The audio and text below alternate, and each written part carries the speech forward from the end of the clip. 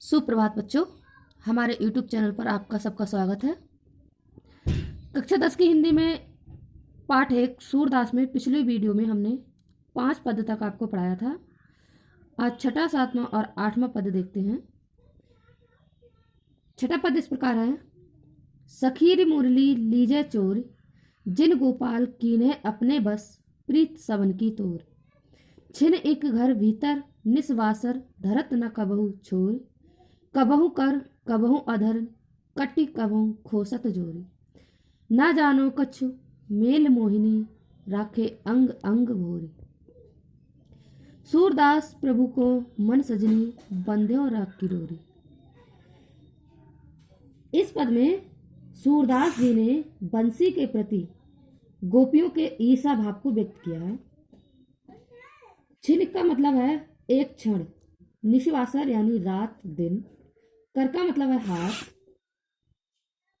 कटी का मतलब है कमर, खोसत का मतलब लगा लेते हैं, मोहिनी यानी जादू टोना डालकर, भोर यानी बुलावा, राग यानी प्रेम। गोपियां श्री कृष्ण की बंसी को अपनी बैरी सौतन समझती हैं। एक गोपी दूसरी गोपी से कहती है कि हे सखी, सखी री मुरली लीजे चोर, कि अब हमें कृष्ण की ये मुरली चुरा लेनी चाहिए, क्योंकि इस मुरली ने गोपाल को अपनी ओर आकर्षित कर अपने बस में कर लिया है। जिन गोपाल की ने अपने बस यानी जिसने गोपाल को अपने बस में कर लिया है, प्रीत समन की तोर। और श्री कृष्ण ने मुरली के बसीभूत होकर हम सभी को भुला दिया है, यानी हम सबसे प्रेम का जो नाता था वह तोड़ लिया है। छिन एक घर भीतर निस्वासर, धरत न कबहु छोरी। कृष्ण घर के भीतर हो या बाहर, कभी क्षण भर यानी छिन एक यानी एक क्षण के लिए भी मुरली को नहीं छोड़ते हैं। निस्वासर यानी रात दिन उसे अपने हाथ में ही रखते हैं। धरत न कबहु छोड़ी यानी उसको कभी भुलाकर इधर उधर नहीं छोड़ते हैं। कबहु कर कबहु अधरन, कभी उसे कर यानी हाथ में ले लेते हैं। कबहु अधरन यानी कभी उसे होठों पर। कटी कबहु और कभी उसे कमर में खोसत जोरी, उसे कमर में खोस लेते हैं। इस तरह से श्री कृष्ण उसे कभी भी अपने से दूर नहीं होने देते हैं। ना जानो कछु मेल मोहिनी, राखे अंग अंग भोरी। ये हमारे समझ में नहीं आ रहा है कि बंसी ने कौन सा मोहिनी मंत्र श्री कृष्ण पर चला दिया है। न जाने कछ मेल मोहिनी यानी पता नहीं कौन सा जादू टोना इस बंसी ने चला दिया है श्री कृष्ण पर।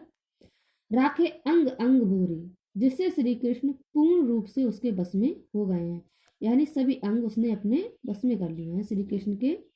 सूरदास प्रभु को मन सजनी, बांधे और राख की डोरी।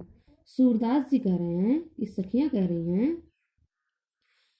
कि हे सजनी, इस बंसी ने श्री कृष्ण का मन प्रेम की डोरी से बांधकर कैद कर लिया है। सातवां पद इस प्रकार है। ऊधव मोहि ब्रज बिसरत नाही, वृंदावन गोकुल वन उपवन, सघन कुंज की छाही। प्रात समय माता जसुमति, और नंद देख सुख पावत। माखन रोटी दही सजायो, अति हित साथ खबावत। गोपी ग्वालवाल संग खेलत, सब दिन हसत सिरात। सूरदास धनि धनि ब्रजवासी, जिन सो हित जदुतात। इस पद में सूरदास मथुरा पहुंचकर श्री कृष्ण को वहां की सारी स्थिति बताई।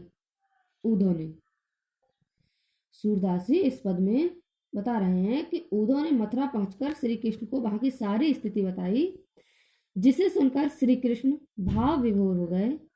इस पर वे उद्धव से अपनी मनोदशा व्यक्त करते हैं। वे कहते हैं, उद्धव मोहि ब्रज विसरत नाही। श्री कृष्ण उद्धव से कह रहे हैं कि मैं ब्रजवासियों की दीन दशा सुनी और उन्हीं के ध्यान में हो गया। वे उद्धव से कहते हैं कि मैं ब्रज को भूल नहीं पाता हूं।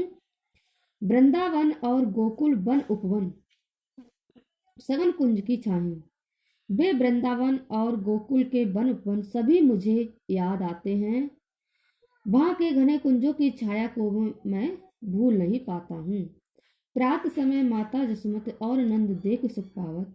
सवेरा होते ही मैं माता यशोदा मैया को देखकर और नंद बाबा को देखकर बहुत ही सुख पाता था। वह मुझे रह रहकर स्मरण आता है। वे मुझे माखन रोटी दही सजायो अतिहित साथ खवावत। वे मुझे माखन रोटी और भली प्रकार से जमाया हुआ दही कितने प्रेम से खिलाते थे।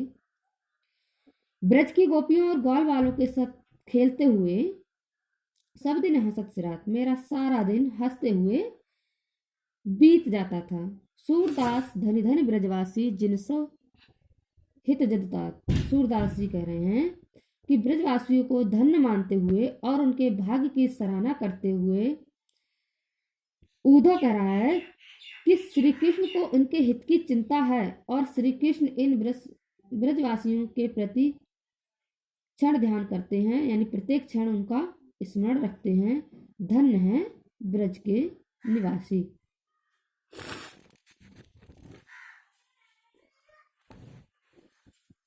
8वां पद इस प्रकार है। ऊधो मन्ना भय 10-20 एक हो तो सो गयो श्याम संग को अपराधे ईस। इंद्री शिथिल भई केसो बिन ज्यो देही बिन शीस। आशा लगी रहत तन श्वासा जीव ही कोट वरीस। तुम तो सखा श्याम सुंदर के सकल जोग के ईस। सूर हमारे नंद नंदन बिन और नहीं जगदीश। इस पद में भ्रमर गीत के अंतर्गत श्री कृष्ण के मथुरा चले जाने पर गोपियां अत्यधिक व्याकुल होती हैं और उद्धव जी गोपियों को एक का संदेश देने मथुरा से गोकुल आए हैं। गोपियां योग की शिक्षा ग्रहण करने में अपने को असमर्थ बताती हैं और अपनी मनोव्यथा को उद्धव के समक्ष व्यक्त करती हैं। वे कहती हैं, उद्धव मन्ना वह 10-20। गोपियां उद्धव से कहती हैं कि हे उद्धव, हमारे मन 10-20 तो है नहीं। एक हो तो सो गयो श्याम संग। सबकी तरह हमारे पास भी एक ही मन था और वह श्री कृष्ण के साथ चला गया। को अपराधे ईस, अतः हम मन के बिना तुम्हारे बताए गए निर्गुण ब्रह्मा की आराधना कैसे करें। इंद्रिय शिथिल वहीं केशव बिन, श्री कृष्ण के बिना हम मृतवत हो गई हैं, यानी हमारी सारी इंद्रियां निष्क्रिय हो गई हैं और हमारी दशा बिन सिर के प्राणी जैसी हो गई है। ज्यों देही बिन शीश, यानी हमारी दशा बिना सिर के प्राणी जैसी हो गई है। आशा लगी रहत तन श्वासा जीव कोट वरीस। हम कृष्ण के वियोग में या उनकी आस में जीवन के लक्षण के रूप में हमारी श्वास केवल इस आशा से चल रही है कि श्री कृष्ण मथुरा से अवश्य लौटेंगे। यानी आशा लगी रहत तन श्वासा, हमारे तन में इसी आस की सांस चल रही है कि श्री कृष्ण मथुरा से अवश्य लौटेंगे और हमें उनके दर्शन प्राप्त हो जाएंगे। श्री कृष्ण के लौटने की आशा के सहारे तो हम करोड़ों वर्ष तक जीवित रह लेंगे, यानी जीवन कोट वरीस। श्री कृष्ण के लौट कर आने की आशा में हम करोड़ों वर्षों तक जीवित रह लेंगे। तुम तो सखा श्याम सुंदर के सकल जोग के ईश। गोपियां उद्धव से कहती हैं कि हे उद्धव, तुम तो कृष्ण के मित्र हो और संपूर्ण योग विद्या यानी मिलन के उपायों को ज्ञाता हो। यदि तुम चाहो तो सकल जोग के ईश, यानी तुम मिलन की सारी विद्याएं या उपायों को जानते हो। यदि तुम चाहो तो हमारा योग यानी मिलन भी अवश्य करा सकते हो। सूर हमारे नंद नंदन बिन और नहीं जगदीश। सूरदास जी कहते हैं कि गोपियां उद्धव से कह रही हैं कि हम तुम्हें ये स्पष्ट बता देना चाहती हैं कि नंद जी के पुत्र नंद लाला यानी श्री कृष्ण को छोड़कर हमारा कोई और आराध्य या ईश्वर नहीं है। हम तो उन्हीं की परम उपासिका हैं। इस प्रकार आज के लिए बस इतना ही। मिलते हैं अगली वीडियो में, तब तक के लिए धन्यवाद।